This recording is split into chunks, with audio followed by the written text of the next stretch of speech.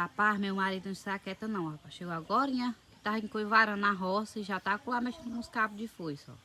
Ajeitou a forquilha e lá vem ela lá, botar o cabo na prensa.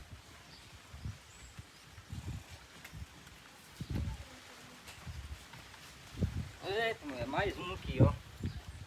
Tá na prensazinha. Vai acabar as foice. Esse aqui tá bom. Esse aqui é da madeirinha de Juparanga, ela fica respeitada, ó.